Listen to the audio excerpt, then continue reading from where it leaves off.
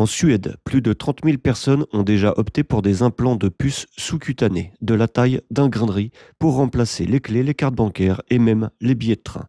Des entreprises comme BioAxe International dominent ce marché avec des milliers d'implants réalisés depuis 2014.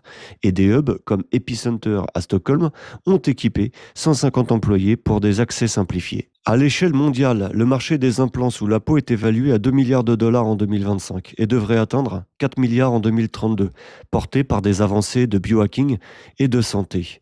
Mais ces technologies soulèvent des risques, infections, piratage et surtout une érosion massive de la vie privée, avec des craintes de surveillance généralisée et de perte de contrôle sur nos données personnelles. Non, imaginez.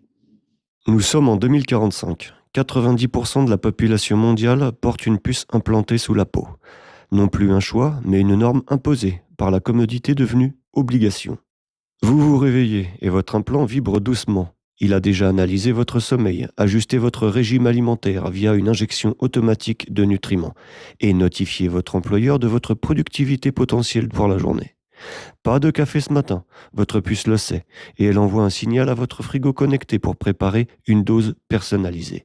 Mais attention, si vos pensées dérivent vers la fatigue ou le doute, l'algorithme gouvernemental le détecte. Une alerte discrète vous rappelle vos quotas de travail, ou pire, ajuste votre score social, limitant votre accès au transport public. Les gouvernements, ils règnent en maître absolu. Chaque mouvement est tracé, chaque conversation analysée en temps réel. Plus de manifestations anonymes. Votre puce identifie votre position géographique, croise vos données biométriques avec des caméras IA et prédit si vous représentez une menace. En Chine, étendu au monde, le système de crédit social est devenu global. Un mauvais score et voilà vos achats limités, vos voyages interdits, votre vie sociale filtrée. Les États justifient cela par la sécurité. Fin des crimes, des pandémies non détectées. Mais à quel prix?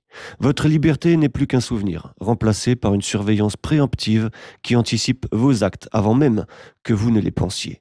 Et les industries, elles sont les véritables empereurs de ce nouveau monde. Des géants comme les successeurs de Neuralink ou BioAxe contrôlent les mises à jour de votre puce, payantes bien sûr. Besoin d'un boost cognitif pour survivre au marché du travail? Abonnez-vous premium ou restez obsolète, relégué au job manuel pour les 10% de refusnix marginaux.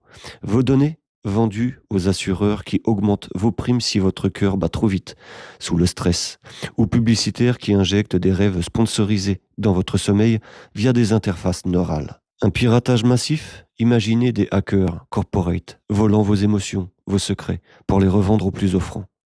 Les inégalités explosent, les riches s'augmentent en cyborgs immortels, tandis que les pauvres portent des puces bas de gamme, vulnérables et obsolètes. Dans ce futur sombre, l'humanité a troqué son âme contre la commodité. Est-ce qu'on est encore libre ou juste des nodes dans un réseau géant? Il faut réfléchir avant qu'il ne soit trop tard.